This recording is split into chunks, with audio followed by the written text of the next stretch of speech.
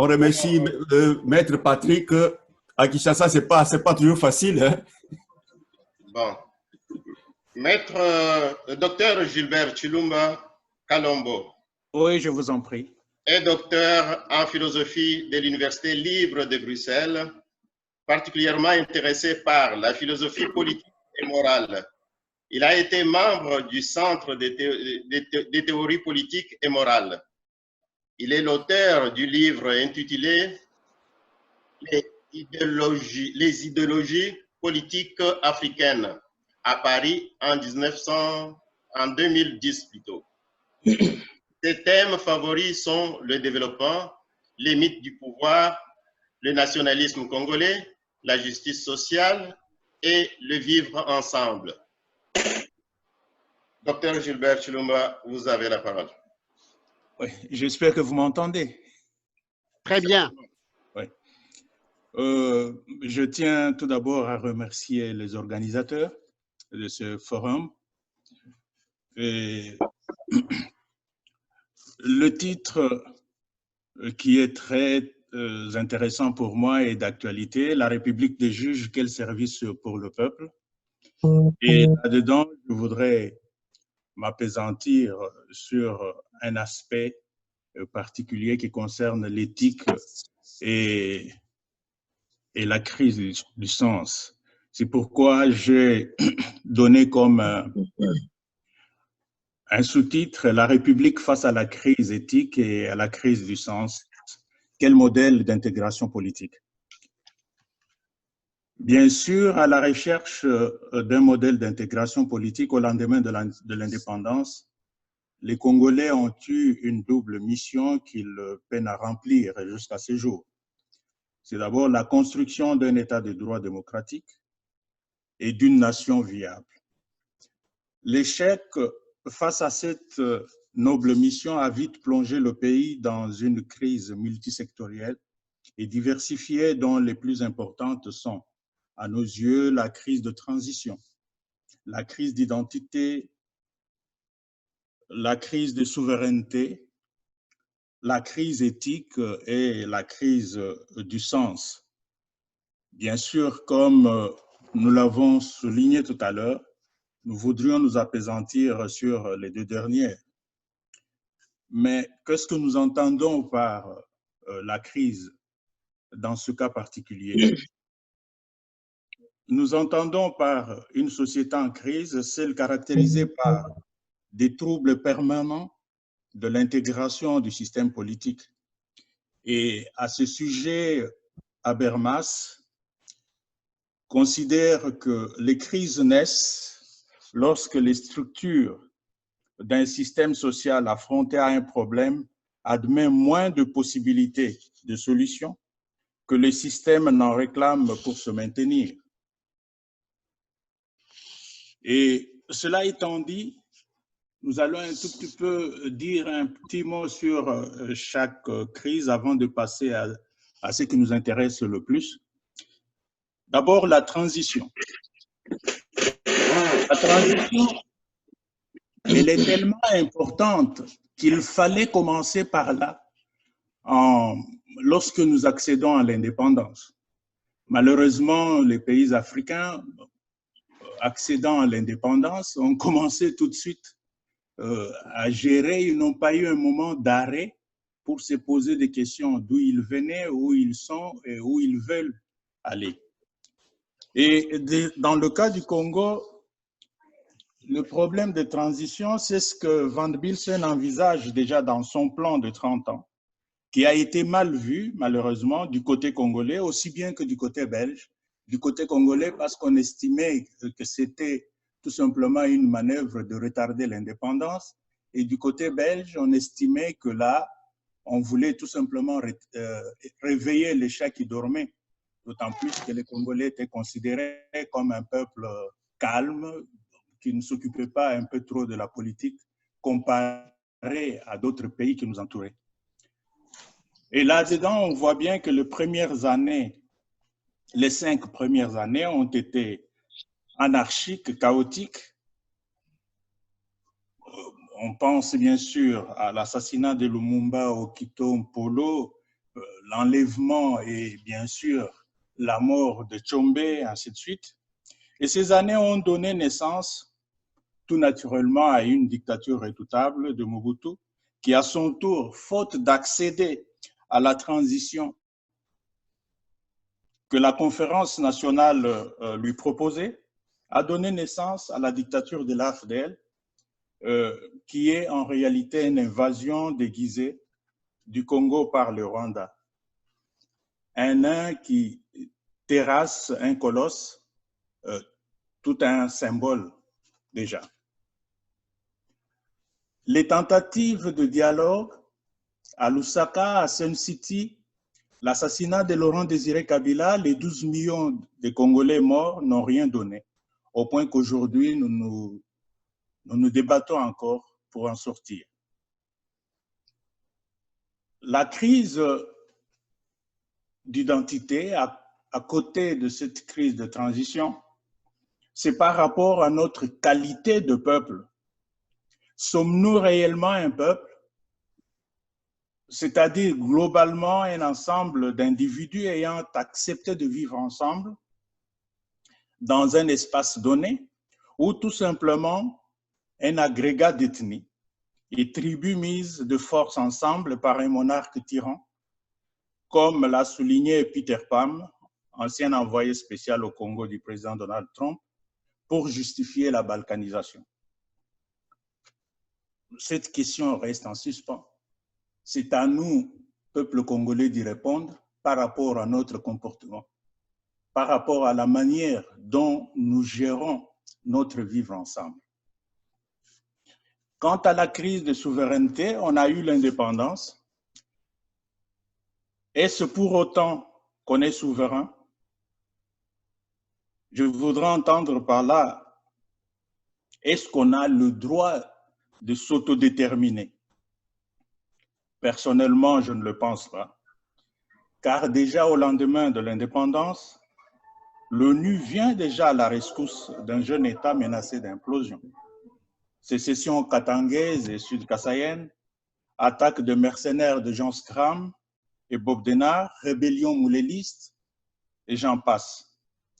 Mais aussi 60 ans après, l'ONU est toujours sur le sol congolais pour stabiliser cet État supposé adulte, mais toujours hanté par le spectre ou le syndrome de balkanisation. Le SIAT est tout simplement un symbole à ces sujets. Vous vous rendrez compte qu'à l'époque de 1+4, il y avait ce comité international d'accompagnement de la transition. Bon, ça montre tout simplement qu'on était sous tutelle. Aujourd'hui encore, c'est tantôt la Troïka, Belgique, France, États-Unis, à la rescousse, tantôt l'Union européenne, la Chine, l'Union africaine, la SADC, le Rwanda, l'Ouganda, le Burundi, la Tanzanie, l'Angola, le Kenya, l'Afrique du Sud, la Banque mondiale, le FMI et j'en passe. Et cette maladie devenue chronique a tout simplement érodé toute la souveraineté dont devrait se targuer le Congo en tant que pays indépendant et le Congolais en tant que peuple. J'en arrive ainsi à la crise éthique. Et ici, je voudrais tout simplement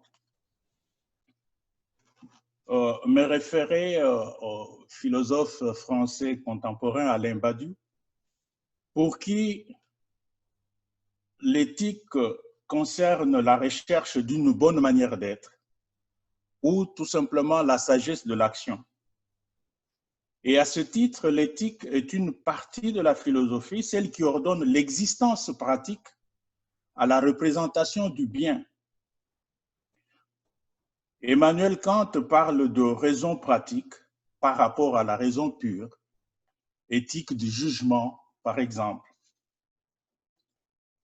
Alors l'éthique, dans l'acception aujourd'hui courante du mot, concerne de manière privilégiée les droits de l'homme ou subsidiairement les droits du vivant. On suppose alors qu'il existe un sujet humain partout reconnaissable et qui possède des droits en quelque sorte naturels, droit de survivre, de n'être pas maltraité, de disposer des libertés fondamentales, d'opinion, d'expression, de désignation démocratique du gouvernement. Ces droits sont supposés évidents et faire l'objet d'un large consensus, au point que l'éthique consiste à se préoccuper de ces droits et à les faire respecter. L'éthique suppose alors la quête du sens de sa vie, la quête du sens de son action, la quête du sens du vivre ensemble, d'où alors l'injonction de l'élection des valeurs et l'adoption des normes qui vont avec. C'est ici que je m'en vais analyser notre thème principal par rapport à cette crise éthique que j'entends comme un procès de déchéance accumulé dans la gestion de la République. Évidemment, il s'agit de l'éthique républicaine, qui doit être le soubassement, le fondement, la fondation même du pacte républicain. Je disais que notre mission était de fonder un État de droit démocratique. Une telle construction n'est pas envisageable sans un socle de valeurs éthiques. Et dans une république, l'arrière-fond éthique, c'est la garantie des droits fondamentaux et des libertés fondamentales de la personne humaine. Malheureusement, l'histoire montre que la vie et la dignité du Congolais n'ont nullement été respectées et n'ont pas été prises en compte comme valeurs. La justice sociale, je m'excuse, la justice sociale qui implique de réconcilier le principe de liberté et celui d'égalité. Et là, je pense à un philosophe que j'aime bien, John Rawls. Et cette justice sociale ne semble pas une valeur apprise. La République est étymologiquement parlant la res publica, c'est-à-dire la chose publique, le bien commun à tous les citoyens qui en font partie. Mais quelle est la valeur du bien commun chez nous? Ce n'est jamais considéré comme un bien qui appartient à tous, mais plutôt comme un bien qui n'appartient à personne. La nuance est détail. Et la conséquence, c'est que personne ne le respecte. Chacun peut en faire ce qu'il veut, sans le moindre remords, sans examen de conscience par rapport aux droits des autres copropriétaires, car ceux-ci sont supposés ne pas exister tout simplement dans notre subconscient. Ça, c'est la carence de ce que j'appelle la conscience politique. Ainsi, le concept de république des juges peut s'interpréter de deux façons, négativement ou positivement. Mais là-dessus, j'avoue que les deux intervenants de tout à l'heure ont bien placé les choses dans leur contexte historique. Et je n'ai vraiment pas beaucoup à dire là-dessus, mais je vais juste prendre les deux aspects. Merci. Merci Gilbert. Juste avant de prendre vos deux aspects, pour être au clair avec tout le monde, je vais demander une question pour vous afin de vous aider à épuiser vos 5 dernières minutes. D'abord pour cette partie de la formule. Alors, Bertrand ou Walter, est-ce que quelqu'un a noté une question qui peut être destinée au docteur Gilbert Chilumba? Personnellement, je n'ai pas de question notée. Je ne sais pas si Walter, tu as une question? Peut-être pas, mais la question que je voudrais personnellement poser au docteur, il a bien parlé de res publica qui est une expression romaine, a-t-il oublié que dans la République romaine, la République, je ne parle pas du royaume, je ne parle pas d'empire, et c'était la République des magistrats. Est-ce qu'il peut dire quelque chose sur là-dessus? Dans ce sens-là, juste, je connecte ça avec l'élément venant de Jean Mouteba qui insiste sur les deux défis de l'indépendance et du peuple. Comment y arriver si on connecte avec cette question-là? Vous avez 5 minutes. Top chrono. Oh oui, je veux dire qu'en revenant aux deux interprétations de tout à l'heure, j'imagine que je vais un tout petit peu répondre aux deux questions. D'abord, négativement, l'expression utilisée pour la première fois, l'expression de République des juges, négativement, c'est une façon de fustiger un comportement supposé en quelque sorte dictatorial des juges tout-puissants qui peut condamner les gens peut-être arbitrairement selon son bon vouloir. Et ces jugements, cette interprétation est revenue chaque fois à l'occasion de certains procès importants. Et je sais qu'en France, cela revient de temps à autre, mais les prédécesseurs l'ont bien explicité. Mais maintenant, positivement, qu'est-ce que l'on peut dire de la République des juges? Parler de la République des juges, pour moi, me semble être une tautologie. Pourquoi? Parce que, tout simplement, une république, je ne la vois pas, c'est-à-dire, en quelque sorte, qu'est-ce qu'une république si elle n'est pas fondée sur la rigueur de la loi? Et ici, le juge est le bras séculier. Je considère le juge comme étant le bras séculier de la fondation d'un État. Mais pour cela, il lui faut au juge, si vous voulez bien, accomplir aussi des conditions de probité morale, de dignité, et la déontologie en cette matière doit être d'application stricte et même être très sévère. Un juge doit être lui-même un modèle, sinon il ne l'est pas, tout simplement. Mais alors, chez nous, pour revenir à chez nous, qui dénonce la République des juges et à quel moment de notre histoire cela se fait? Que cela vienne de ceux qui ont caporalisé la justice pour le compte de leur seul intérêt et qui se plaignent car l'histoire est en train de leur ravir ce confort, cela ne surprend que ceux qui croient. Et ceux qui ne croient pas en la dynamique de l'histoire, qui pour moi est un compresseur qui vous anéantit lorsque vous roulez à contre-courant. Mais alors,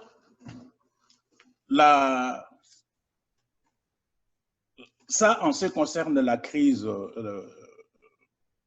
en ce qui concerne la République des juges, je voudrais de là passer à la crise du sens, qui va en quelque sorte compléter la réponse que je venais de donner tout à l'heure. C'est que ici, je voudrais faire allusion à la falsification récurrente ou à un déni systématique de l'histoire. Et deuxième élément, à l'inversion des concepts, je dis bien inversion de la signification des concepts. Par rapport à l'histoire, bon, vous comme moi, nous savons tous que Mobutu, dans sa quête de sa déification, il s'est employé à vouloir effacer toute l'histoire du Congo pour la remplacer par la sienne propre. À la place des pères de l'indépendance, il a voulu se faire passer pour le père fondateur de la nation, changer l'hymne national, remplacer les cours de morale et religion par le mobutisme, dénommé pudiquement cours de civisme et développement. Laurent Désiré, lorsqu'il arrive, il rejette les résolutions de la conférence national et gère le pays par un décret-loi de 15 articles où il se donne tous les pouvoirs, poussant le ridicule jusqu'à la nomination des députés. Joseph Kabila se fait appeler père de la démocratie au mépris du combat de tout un peuple, commencé avec les pères de l'indépendance, idéalisé par les 13 parlementaires dont la tête de proue et les symboles demeurent aujourd'hui, qu'on le veuille ou non, Étienne Tshisekedi. Et par rapport à l'inversion des concepts, déjà le concept de l'indépendance n'est pas appréhendé et compris de la même façon entre l'élite et le peuple. Les premiers rêvaient tout simplement de prendre la place du colon blanc et remplacer la colonisation par une sorte d'endocolonisation. Tandis que le peuple, lui, rêvait de la liberté réelle et franche. Une minute. Oui, la République qui devrait être un bien commun est devenue la propriété d'une oligarchie corrompue dont le mérite et les valeurs sont le clientélisme politique, le népotisme et la corruption, la pratique d'une mafia à l'italienne.